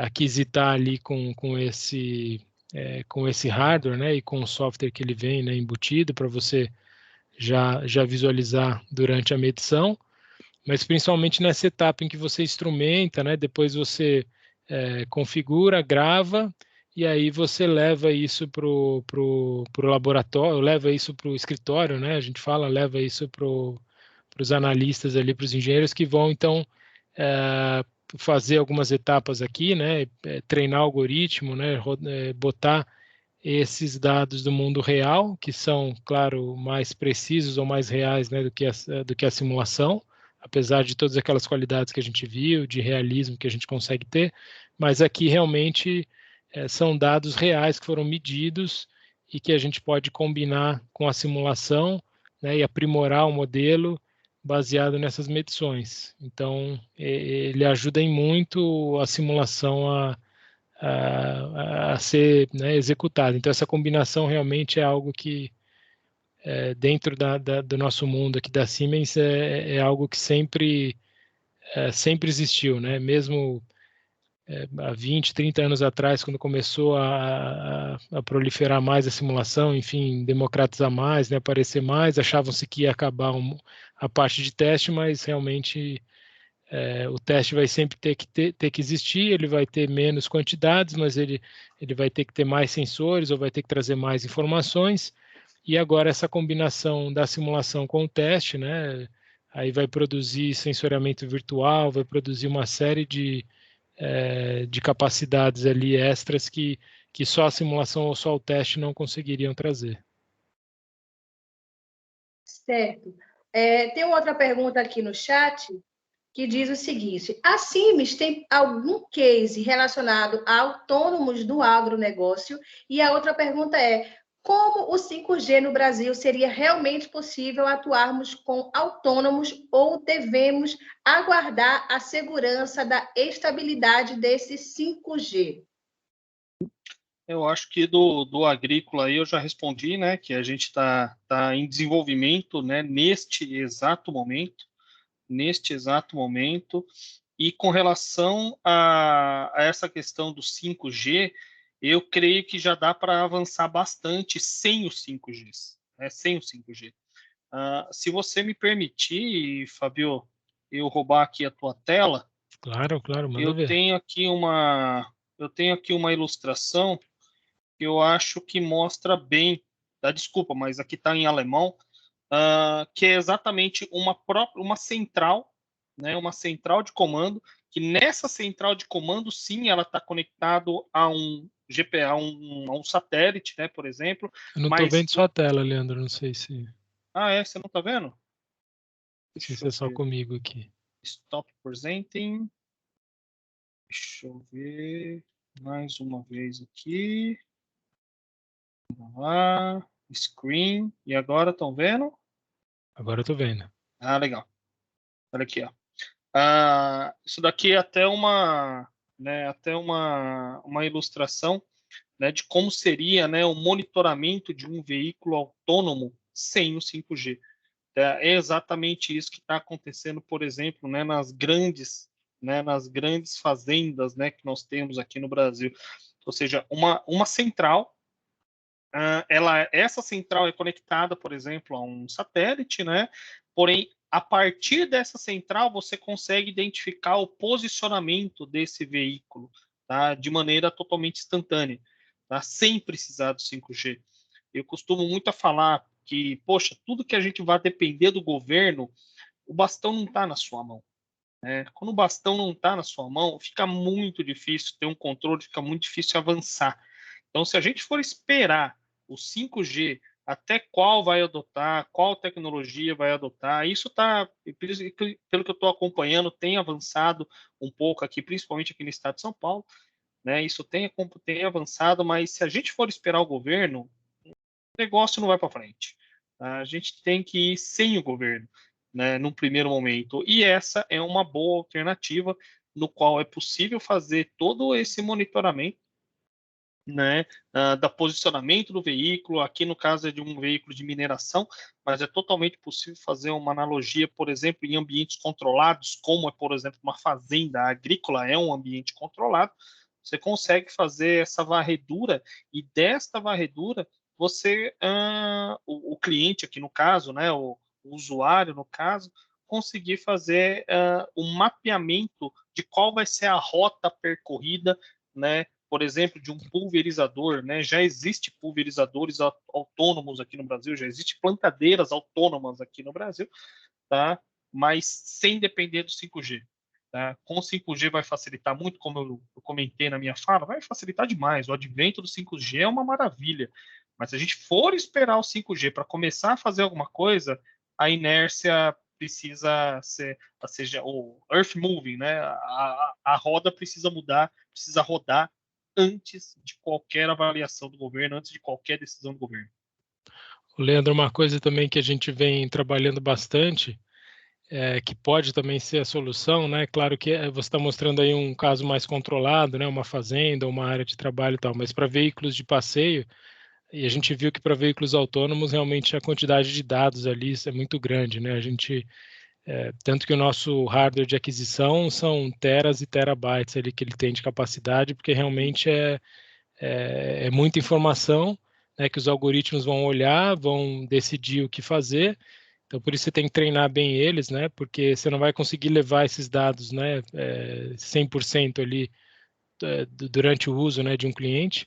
Então, a gente tem muito a técnica do sensoramento virtual, né, ainda não em veículos autônomos, né, com dados ali um pouco mais controlados, e que já é um grande desafio, né, de você aquisitar esses dados da ECU ou outras informações e mandar isso para as nuvens, né, ou mandar isso para a sua central, para a sua engenharia. Então, a gente tem o sensoramento virtual que ajuda a receber essas informações de velocidade, informação do freio, da rotação, enfim, do veículo, e você embute dentro da ECU um gêmeo digital, né, o gêmeo digital executável, que a gente chama, que um ou mais, né, gêmeos digitais que vão rodar partes do modelo que você tem interesse. Então, ele recebe aquela informação real, ele calcula e coloca mais 1, 2, 10 sensores virtuais com informações, claro, né, e métricas ali que também podem estar embutidas para filtrar isso, né, esses sinais, e enviar só o que realmente é preciso, né, ou que é necessário para você ter de informação, né, compactar esses dados e deixar eles mais ricos ali e menos volumosos, né?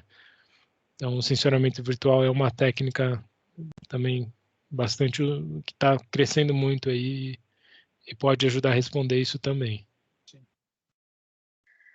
O Mário pergunta: estas ferramentas da Siemens alcançam que nível de veículo autônomo na escala de 0 a 5, pensando na escala SAE?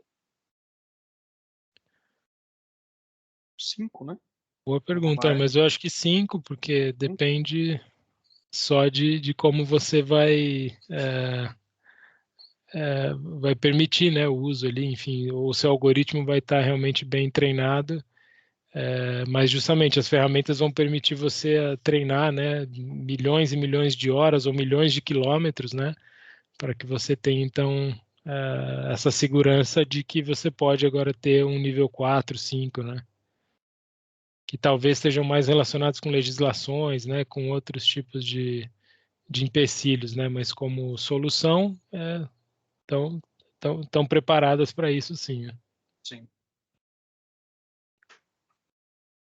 O Edinaldo está perguntando aqui para o Leandro sobre este case no agro, né? Você poderia apresentá-lo em um evento, e ele está falando também que estamos precisando ilustrar um caso como este. Tá? Não é agro, tá? Não é agro. esse caso agro é de fora, eu posso pedir autorização ao pessoal lá de fora, mas o que a gente está desenvolvendo aqui no Brasil não é agro, e assim que for concluído, eu posso pedir autorização para divulgar, sem problema algum. Tá? Mas, que nem eu comentei, Renata, por questões de confidencialidade, aí eu não posso nem falar o nome, né, da empresa, mas a gente já está desenvolvendo isso que eu falei lá no início, que eu acho que é legal, né? Não é só mostrar casos de fora, né? Estados Unidos, Alemanha, que eu mostrei aqui é um da Alemanha, mas da Ásia, o mais legal é aqui do Brasil, né? Então, por isso que a gente está tentando fazer alguma coisa aqui no Brasil, que, claro, chama muito mais atenção e, de certa forma, desmistifica um pouco, né? Que não, isso é muito caro, isso é muito difícil, isso é só para doutor. Não, né? Pessoas comuns, né? Eu costumo brincar, né, que se a pessoa é normal, se a pessoa é engenheira, né? Mas pessoas comuns, né, conseguem realizar esse tipo de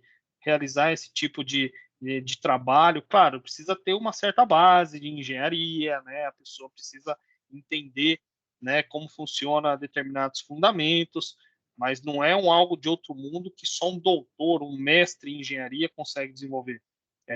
São ferramentas, né, com um ambiente totalmente fácil uso, né, o famoso user-friendly, é fácil de se utilizar.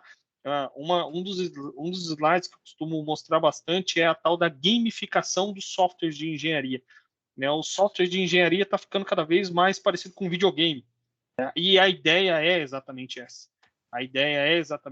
Ou seja, facilitar o uso para fazer com que faça coisas das mais complexas, difíceis, de uma maneira rápida e precisa, sem erros. Essa que é a ideia. A gente tem até uma apresentação aqui internamente que ilustra exatamente isso. É a gamificação dos softwares de engenharia para deixá-los cada vez mais intuitivos, fáceis. Claro, isso sem perder a robustez, a complexidade e a sua confiabilidade.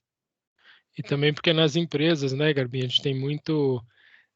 não vão ser todos que precisam saber a fundo, né, daquela física, daquele problema.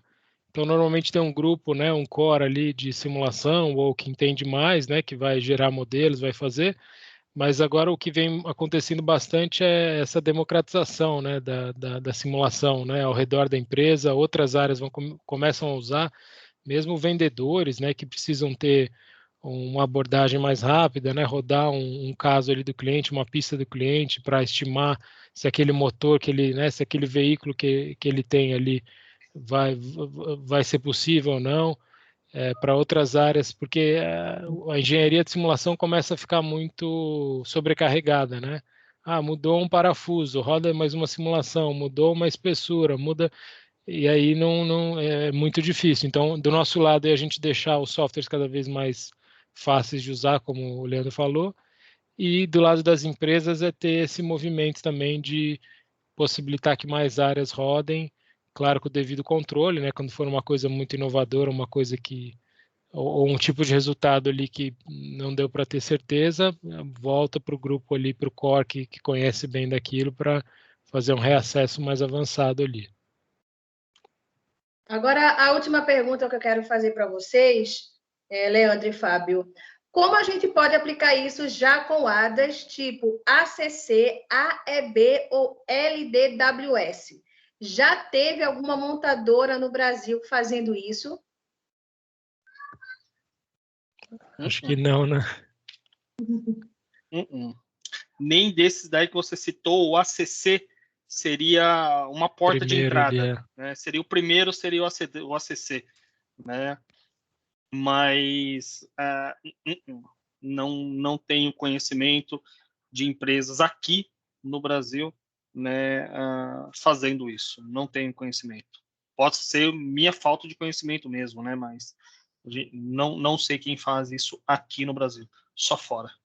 Não sei você, Fabio. Talvez a Volvo, né? Mas a Volvo, por exemplo, né? Que tem aqui no Brasil uma engenharia, mas a gente sabe que muita coisa é feita lá fora também, né? Já vem pronto, né? Implementado, principalmente para os veículos de mais alto nível, né? Mas a gente também viu outras empresas que diminuíram a engenharia, né? Nesses últimos anos, aqui no Brasil também, infelizmente, outras também que cresceram um pouco mais, mas enfim, né? A gente está bem próximo da maioria deles ali, mas a princípio também acho que não, infelizmente não temos nada. Vocês têm alguma expectativa disso chegar aqui no Brasil? Eu acho que sim, né? Com o Rota 2030 está movimentando bastante, né, Renata? Rota 2030 é um programa fenomenal, né? Está movimentando bastante, muitas montadoras, autopeças, que essa é a grande diferença, né, do Rota 2030 para o Inovar Alto, né? No Inovar Alto, que teve alguns anos atrás, as autopeças não entravam, agora as autopeças entram, né? Já inclusive, acabei de receber uma ligação aqui hoje durante a tarde, né, de um instituto extremamente forte, falou, poxa, Garbinha, a gente está com dinheiro, mas não está com projeto. Ou seja, eu preciso de projeto para investir o dinheiro está no caixa, mas eu preciso de bons projetos, né, para investir, porque dinheiro nós temos, e eu acho que sim, Renata, a gente vê um futuro muito bacana, né, aqui para o Brasil, aquela questão lá do copo meio cheio e meio vazio. Aqui no Brasil é totalmente questão do copo meio cheio, ou seja, tem muito a encher ainda. Tem muito a encher ainda. O Inovar Alto, eu acho que é uma boa entrada, né, um bom início, né, para desenvolver essas tecnologias cada vez mais complexas por aqui, pelo Brasil. Né, porque o veículo que roda na Europa, nos Estados Unidos, na Ásia, não tem nada a ver com o veículo que roda aqui no Brasil. Nós temos as nossas peculiaridades, nós temos as nossas... Né, a sensação de conforto de um brasileiro não tem nada a ver com a sensação de conforto de um chinês. Eu senti isso, né? Para mim, estava totalmente desconfortável um determinado veículo e o chinês falou, não, isso daqui é o nosso padrão. Eu falei, nossa, que horrível. Nossa sensação é diferente. Então, a tropicalização, a tunagem, que é bastante... Né, são jargões bastante utilizados para o mercado brasileiro, precisam ser feitos. E o Rota 2030 é um bom início, né, Fábio? Exatamente. Infelizmente, na mão de obra brasileira até que está barata, né, comparado para as multinacionais, né, que vão direcionar. Então, pode ser um indicativo que venha, né, que traga mais engenharia para cá, né? Mas a gente sempre viu isso acontecendo, né? O filé mignon ali da engenharia, né? Esses desafios maiores normalmente começam lá fora, né? Nas matrizes e depois que vem para o Brasil. Mas acho que como o Leandro falou, né? A gente sempre viu esse movimento acontecer dos desenvolvimentos que tem que ser feito aqui no Brasil. O ideal é que sejam feitos por pessoas que estejam aqui, né? Enfim, assessoradas, né? Pelos mais experientes que já passaram por esses projetos lá fora, mas e outros fatores, né, políticos, governamentais, enfim, que a gente também não tem muito domínio sobre isso, mas que influenciam também nessas decisões das empresas também, né? O pessoal aqui no chat está bem participativo. Vou fazer as duas últimas perguntas.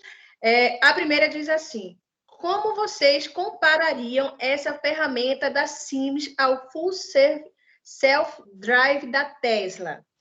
E outra pergunta é: temos visto um projeto da Ryzen, não sei se é assim que pronuncia, com a Mercedes-Benz em semi-autônomos para a colheita de cana-de-açúcar. A Sims está contribuindo de alguma forma nesse projeto? Deixa eu começar do final para a primeira. Tem uma confidencialidade aí também embutida, mas sim, estamos envolvidos de uma forma. Tá? Estamos envolvidos de uma forma da Mercedes com a Ryzen. Tem uma empresa chamada Gruner, que também está envolvida. Tá? Não tem só esse, tá? Não tem só esse. Quem perguntou foi o Edinaldo, novamente, né, Renata? O Edinaldo. Não tem só esse. A Volvo também tem um projeto. Tá? A Volvo também tem um projeto mais ou menos nesse sentido, né, de um veículo autônomo. Na verdade, ele vai acompanhando, né, a colheitadeira. Né? Ele vai acompanhando a colheitadeira. E sim, a Siemens, de certa forma, de alguma forma, melhor dizendo, está envolvido em ambos. E com relação a esse da Tesla, eu não conheço. Tá? Eu conheço alguns competidores, né, do pré-scan, né? Conheço alguns competidores, mas esse especificamente, né, o Full Self-Drive da Tesla, eu não conheço. Né? Eu imagino que seja um software que já seja embarcado, né? Esse software já é embarcado, né, no próprio veículo, né, da Tesla, mas eu não conheço o software que faz toda essa parte de simulação.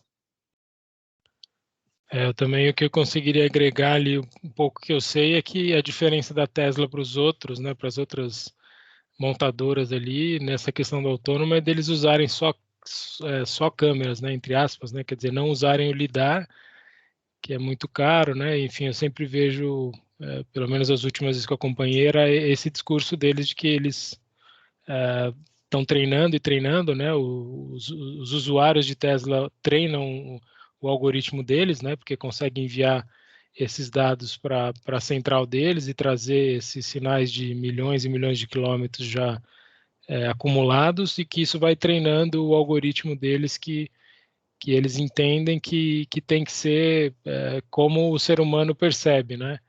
E um lidar não é uma coisa humana, né? O sensor lidar não é uma coisa... E as câmeras realmente são, né? 2 câmeras ali, ou mais câmeras, enfim, que os olhos humanos conseguem interpretar. Então, eles estão, até onde eu entendo, criando esse algoritmo deles, ou esses sistemas para... Agora, não sei se ele é também um produto, né, que eles podem vender para outras montadoras, ou se é um simulador também. Isso eu desconheço também. Não sei se é um software interno, né? Não sei se é um software que a própria Tesla desenvolveu para eles. Exato. Para a Scan é um software comercial, né? Qualquer um pode utilizar, né? Qualquer um pode utilizar. Talvez a Tesla tenha desenvolvido, né, esse software para eles, só para eles, é um software interno, né? Exato. O Edinaldo perguntou como é que faz para entrar em contato com vocês. O Leandro já tinha colocado aqui no chat. O e-mail é leandro.garbim@simes.com ou 11 94 128 8436. E como é que pode entrar em contato com você, Fábio? Estou colocando meu e-mail aqui também no chat, e vou botar também meu número aqui. 335134 lá. É fabio.orefs@siemens.com, e meu número é 11, né, DDD São Paulo, 996335134. Pronto. Obrigada mais uma vez.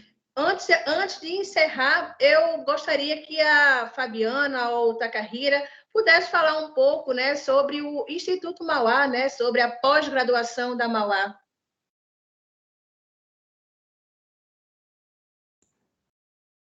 Boa noite a todos. Oi, Renata, obrigada. Obrigada, Fábio, obrigada, Leandro.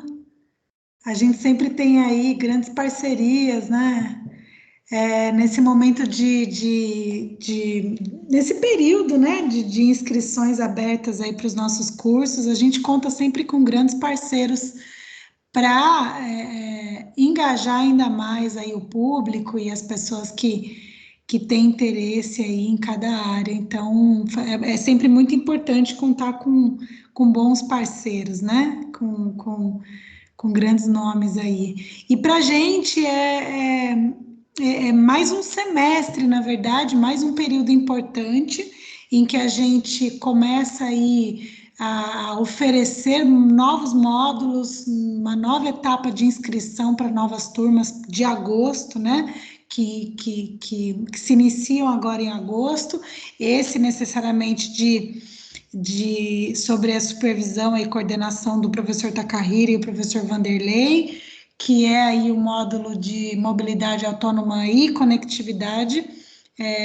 A gente já recebe novos alunos para esse módulo, então eu acho que é um momento importante aí para que conheçam. A gente deixou o link aí no chat para que conheçam as disciplinas, conheçam a carga horária, a proposta do curso. O professor Takahira e o professor Vanderlei estão aí sempre à frente, né, desses módulos do curso de engenharia automotiva, e deixam aí sempre para a gente a certeza de um curso de extrema qualidade. É uma especialização bastante procurada, e a gente conta aí com a participação aí e também interesse de quem aí precisar entrar em contato com a gente na área de relacionamento, relacionamento@mauá.br, mas acredito que também falar diretamente com as coordenações é extremamente importante. Eu acho que deixa cada vez mais próximo, né, o conteúdo programático do curso, e também, quem sabe, assim que a gente começar aí a ter essa facilidade, né, as liberações, os protocolos aí para uma visita, né, na nossa unidade lá em São Caetano, para que conheça os nossos laboratórios e toda a qualidade que a gente oferece aí na pós-Mauá, tá bom? Muito obrigada. Obrigada, Fabiana. Antes, eu quero fazer alguns convites para vocês, né, que estão aqui acompanhando até agora. O primeiro convite, né, é para o Dia da Mobilidade, que vai acontecer no dia 18 de setembro, e também para o Dia do Salão do Veículo Elétrico, que vai acontecer nos dias 23 a 25 de setembro, no Expo Center Norte, em São Paulo, que eu tenho o prazer de ser embaixadora deste ano. Então, eu convido todos vocês. No veículo elétrico, você pode acessar velatinoamericano.com.br, e para o Dia da Mobilidade é diadamobilidadeelétrica.com.br. Também convido a todos vocês a me seguir nas minhas redes sociais, no Twitter é Renata Correia OF, no Instagram é Renata Correia Oficial, e também no meu canal lá do YouTube, que é youtube.com/Renata Correia Oficial. Lá tem muito assunto para falar sobre as questões dos esportes elétricos, né, das categorias elétricas, e também, claro, das questões da mobilidade elétrica. Muito obrigada a você que participou aqui até agora. Mais uma vez, eu quero agradecer ao pessoal da Mauá por esta oportunidade de estar mediando para falar de um assunto tão bom e tão pertinente aqui no Brasil. É isso, minha gente. Muito obrigada e uma boa noite. Obrigado, Renata. Aqui é Vanderlei que está falando. Quero agradecer a todos vocês aí por essa participação maravilhosa. Obrigado, Leandro. Obrigado, o Orifice, né, por essa participação. Obrigado aí a Fabiana, né, da nossa parte de marketing da Mauá, nesse evento muito importante. Qualquer dúvida que vocês tiverem, podem entrar em contato aí com o professor Takahira ou mesmo comigo. O professor Takahira é o coordenador do curso. Nós estamos apoiando aí esse projeto aí da Mauá, nessa parte de eletrificação. Obrigado, Renata, e sucesso na tua jornada. Leandro, obrigado. Orifice, novamente obrigado. O Takahira está entrando aí, ele pode falar alguma coisa. Obrigado, Takahira.